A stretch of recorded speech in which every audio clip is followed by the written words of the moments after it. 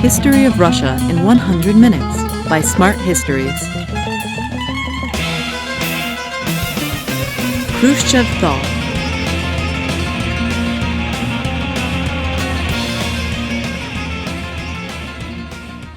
The period known as the Khrushchev thaw during the 1950s and the beginning of the 1960s was the most promising, open, and prosperous time in Soviet history. It was Nikita Khrushchev who banished Stalin's reign of terror and improved people's living standards.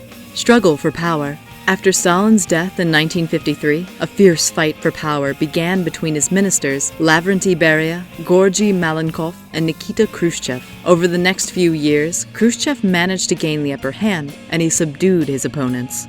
Agricultural reform. Khrushchev was a self-educated countryman, and he was eager to reform the agricultural sector. The Virgin Lands campaign was initially a great success. Peasants were encouraged to take up new farmlands in Central Asia. The overall area of harvested land, indeed, increased by 50% in the middle of the 1950s. Thaw. Khrushchev's time is known as the thaw, heralding a more relaxed atmosphere for everyday life. It all began at the 20th Party Congress in 1956. In Khrushchev's secret speech, he criticized Stalin for his tyranny, thereby effectively ending Stalin's cult of personality.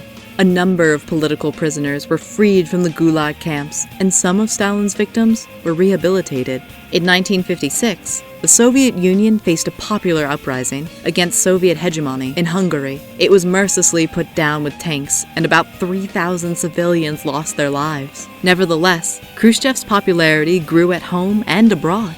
In 1959, he was the first Soviet leader to visit the United States.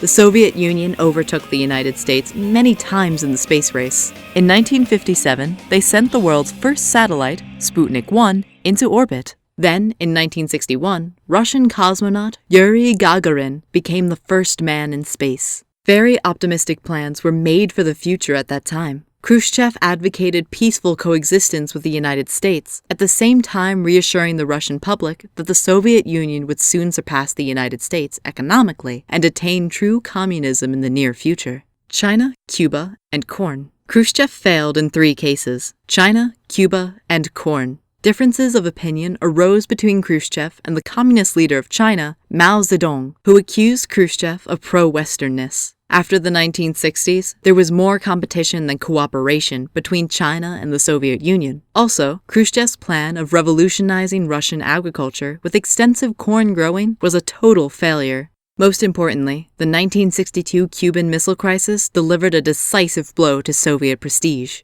In 1964, Khrushchev's more conservative party members conspired against him. He had to step down, and the power was handed to Leonid Brezhnev. Khrushchev lived quietly as a pensioner until his death in 1971. Thank you for watching. For thousands of helpful resources of Russian history, please visit our website at smarthistories.com.